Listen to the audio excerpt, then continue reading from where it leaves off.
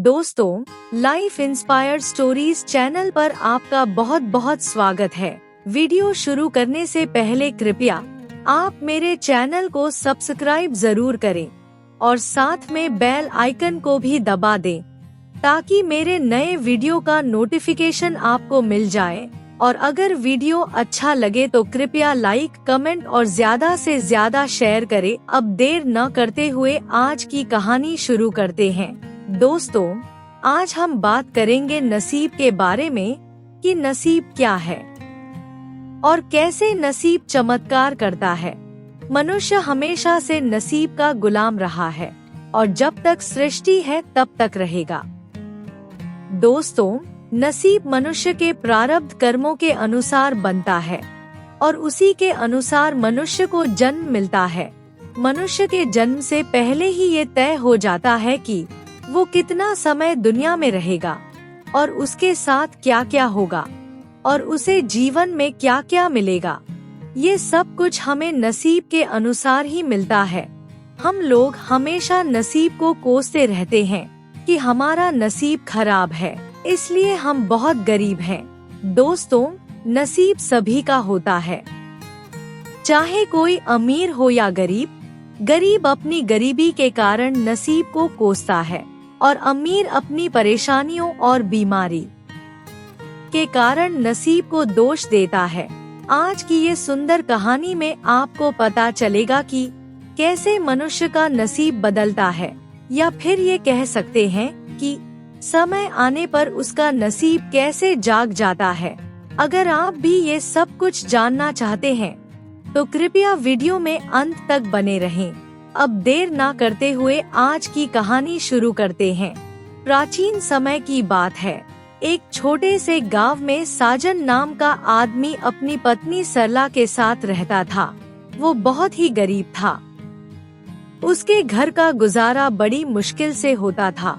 साजन मछलियाँ पकड़ने का काम करता था। साजन की उम्र काफी हो गई थी। साजन की पत्नी हमेशा बीमार रहती थी। साजन अपनी पत्नी का बहुत ख्याल रखता था, लेकिन उसके बाद भी वो ठीक नहीं हो पा रही थी। साजन इस बात से बहुत परेशान रहता था। एक बार उसकी पत्नी को बहुत तेज बुखार आ गया। साजन ने पहले तो उसका घर में ही इलाज करने की कोशिश की, लेकिन उसका बुखार कम नहीं हुआ। फिर साजन ने पड़ोसियों से कुछ पैसे उधार लेकर वैद्य हकीमों को भी दिखाया, लेकिन उसके बुखार में कोई फर्क नहीं पड़ा। साजन के पास इतने पैसे नहीं थे कि वो अपनी बीवी को शहर में बड़े अस्पताल में दिखा सकता। इस तरह जैसे तैसे उसकी जिंदगी कट रही थी। एक दिन साजन सुबह उठा तो उसने अपनी पत्नी के सिर पर हाथ रख कर देखा, लेकिन उसको अभी भी तेज बुखार था।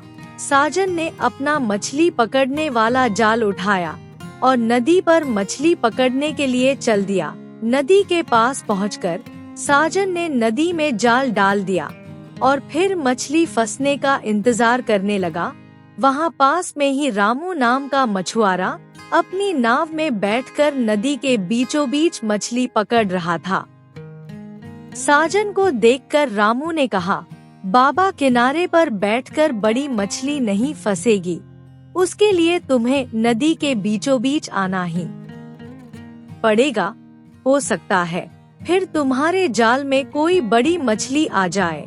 साजन ने उसकी बात सुनकर कहा, बेटा, मेरे पास ना तो कोई नाव है और ना ही मेरे बूढ़े शरीर में इतनी ताकत जो मैं नदी के बीचों बीच जाकर मछली पकड़ सकूं। मैंने तो सब कुछ भगवान के ऊपर छोड़ दिया है। जो मेरे नसीब में होगा वो मुझे यहीं पर मिल जाएगा। अगर भगवान चाहे तो सब कुछ कर सकता है। रामू ने जब उसकी ये बात सुनी तो वो उसका मजाक उड़ाता हुआ बोला, बाबा, फिर तुम बैठे रहो नदी के किनारे, भगवान तुम्हारे लिए बड़ी मछली यहीं पर भेजेंगे। ये कहकर रामू जोर से हंसने लगा, लेकिन साजन ने उसकी बात का बुरा नहीं माना और चुपचाप मछली पकड़ता रहा। काफी देर इंतजार करने के बाद जब साजन ने जाल को बाहर खींचने की कोशिश की तो उसे जाल काफी भारी लगा। साजन को ऐसा महसूस हो रहा था कि जैसे कोई बड़ी मछली फंसी है, लेकिन जैसे ही साजन ने जाल को पानी से बाहर निकाला तो उसका सारा जोश ठंडा पड़ गया, क्योंकि जाल में मछली तो क्या, एक घोंघा तक नहीं फंसा था, बल्कि उसके जाल में ढेर सारा कचरा, प्लास्टिक की बोतलें, टूटे हुए जूते चप्पल फंसे हुए थे। ये देखकर रामू जोर जोर से हंसने लगा और फिर उसको चिढ़ाते हुए बोला, बाबा, आज तो आपके हाथ में अनमोल खजाना लग गया है। इसी तरह आपको रोज ऐसे खजाना मिलता रहा तो बहुत जल्दी आप बहुत बड़े आदमी बन जाओगे। साजन ने रामू की बातों की तरफ बिल्कुल भी ध्यान नहीं दिया, बल्कि मन ही मन सोचता हुआ बोला, हे भगवान, किस तरह के लोग तूने बनाए हैं दुनिया में। जो नदी सबको पीने के लिए मीठा पानी देती है, लोग उसमें ना जाने क्या क्या गंदगी डाल देते हैं। उसके बाद साजन ने दोबारा से नदी में जाल डाल दिया और फिर मछली फंसने का इंतजार करने लगा। बहुत देर इंतजार करने के बाद साजन ने जाल को नदी से बाहर निकाला। उसने देखा कि उसके जाल में छोटी छोटी मछलियां फंस गई थी। सुबह से मेहनत करने के कारण साजन काफी थक गया था, इसलिए उसके जाल में जितनी भी मछलियां फंसी थी उनको लेकर वो बाजार की तरफ चल दिया, ताकि उन्हें बेचकर कुछ पैसे कमा सके और उन पैसों से अपनी बीवी की दवाई और कुछ खाने का सामान घर ले जा सके। थोड़ी ही देर में वो बाजार पहुंच गया। पूरा दिन साजन ग्राहकों का इंतजार करता रहा, मगर छोटी मछलियां होने के कारण उससे मछलियां खरीदने कोई भी नहीं आया। उसके आसपास जो मछुआरे बैठे हुए मछलियां बेच रहे थे, उनके पास बड़ी बड़ी मछलियां थी, इसलिए उनकी सारी मछलियां देखते ही देखते बिक गई। साजन बहुत ही मायूस हो गया था और सोच रहा था कि अब तो शाम हो गई है और बाजार भी बंद होने वाला है, लेकिन अभी तक मेरे पास एक भी ग्राहक नहीं आया। साजन ये सोचकर परेशान हो रहा था, अगर मछलियां ना बिकी तो वो अपनी बीवी की दवाई और घर में खाने का सामान कहां से लेकर जाएगा। वो भगवान के आगे प्रार्थना कर रहा था कि थोड़ा सा पैसा मिल जाता तो अपनी बीवी के लिए खाना और कुछ दवाइयाँ ले जाता। बेचारी बुखार से बहुत तड़प रही है। अभी साजन ये सोच ही रहा था कि वहाँ पर एक आदमी आया और उसने साजन से पूछा, बाबा, ये मछलियाँ कितने की बेच रहे हो? साजन ने उसकी बात सुनकर कहा, बेटा, इसकी कीमत तो 200 रुपए है, लेकिन अब बाजार बंद होने का समय हो गया है, इसलिए मैं तुम्हें 150 रुपए में सारी मछलियाँ दे दूंगा। साजन की बात सुनकर वो आदमी बोला, बाबा, 150 रुपए तो बहुत ज्यादा है, मैं तो इसके केवल 100 रुपए ही दे सकता हूँ। तुम सोच लो, बाजार भी बंद होने वाला है, अब कोई ग्राहक तो तुम्हारे पास मछलियाँ खरीदने आने से रहा, इससे पहले ये मछलियाँ सड़ जाएं, इन्हें तुम मुझे 100 रुपए में बेच दो। साजन उसकी बात सुनकर उदास हो गया, लेकिन फिर उसने कुछ सोचकर 100 रुपए में सारी मछलियाँ उस आदमी को दे दी।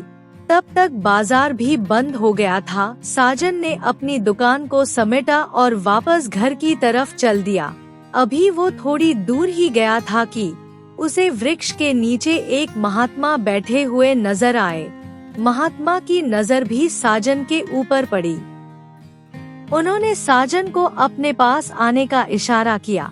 साजन उनके पास पहुंचा और उन्हें हाथ जोड़कर नमस्कार किया। महात्मा ने साजन से कहा, बेटा, मुझे बहुत भूख लगी है, क्या तुम मुझे खाना खिला सकते हो? साजन ने गौर से महात्मा की तरफ देखा।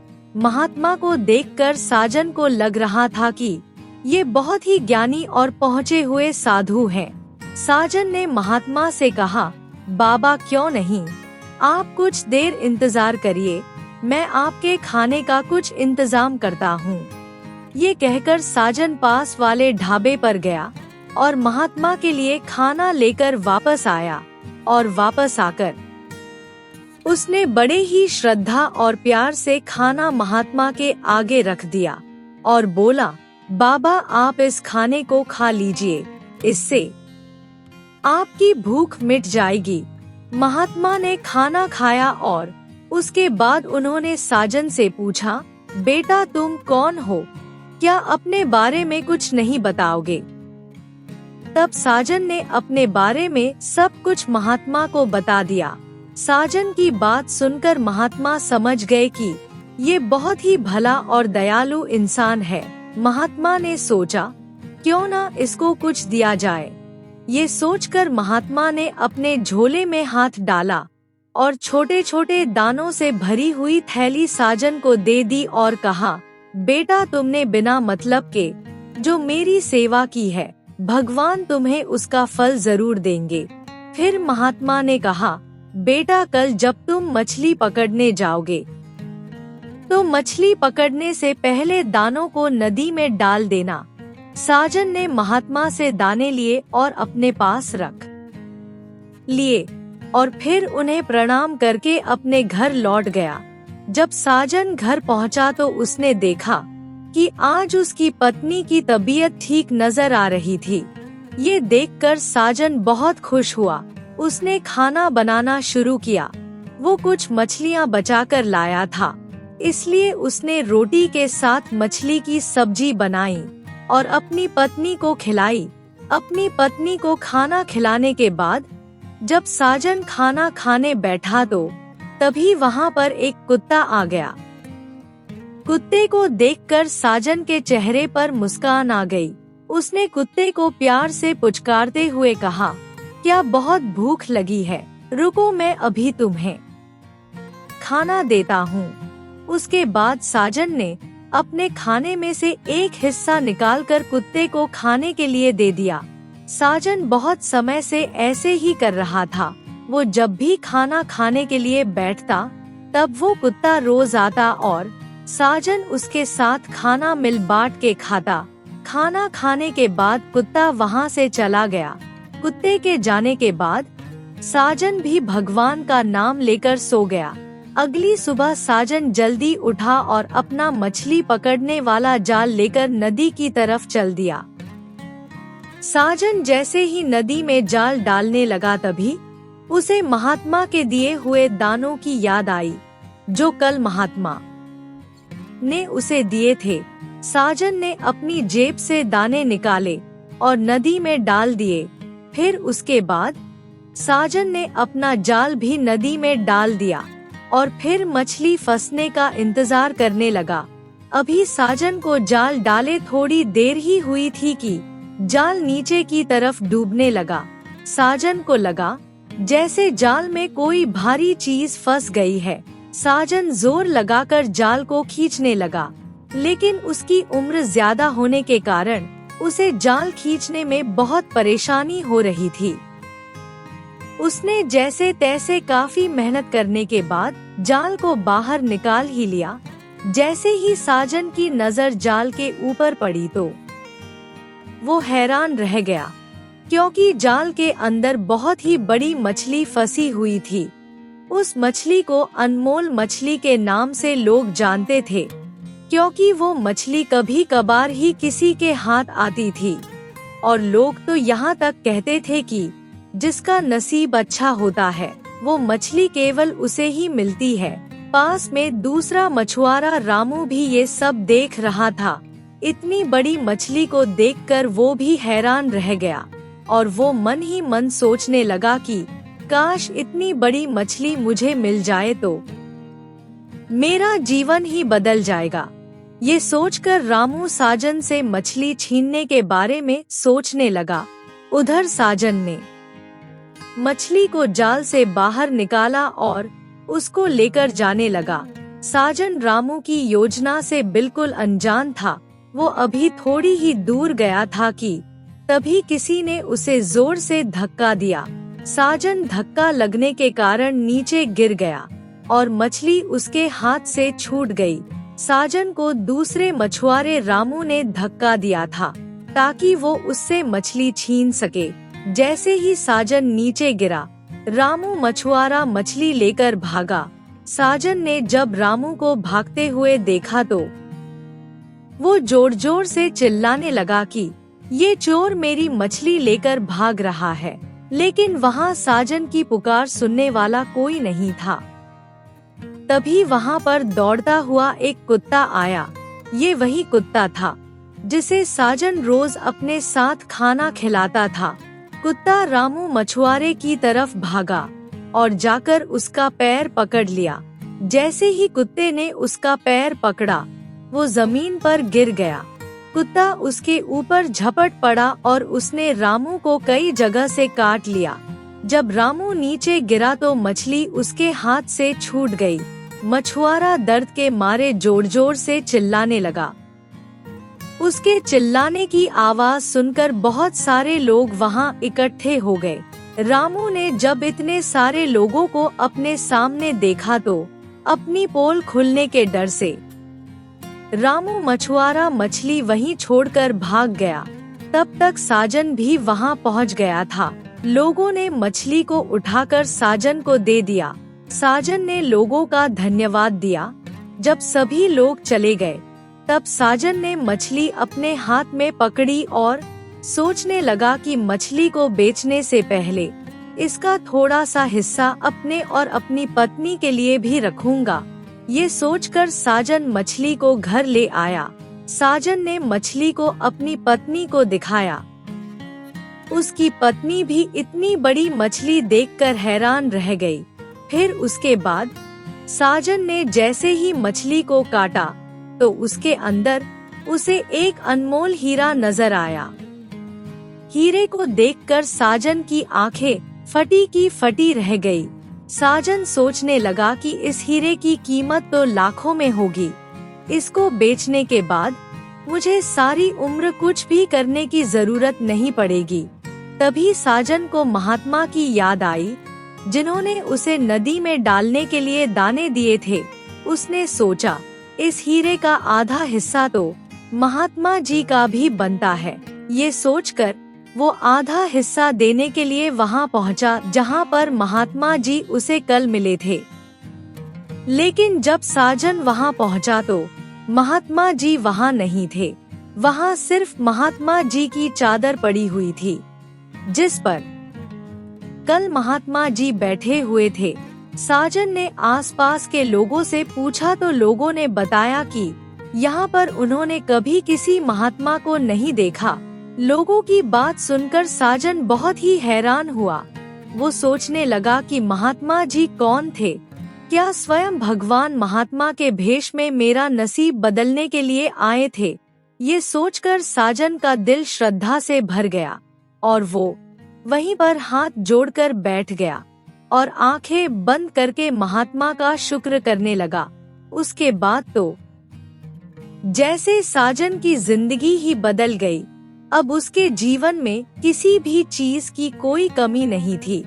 वो अपनी पत्नी और कुत्ते के साथ खुशी खुशी जीवन बिताने लगा और इसके साथ वो ये सोचकर दुखी और गरीब लोगों की मदद करने लगा कि न जाने किस दिन दुखी लोगों के भेष में कौन मिल जाए। उसके बाद साजन ने वहाँ पर एक धर्मशाला भी बनवा दी, जहाँ पर गरीब और परेशान लोगों को रहने की जगह और ताजा खाना भी मिलने लगा।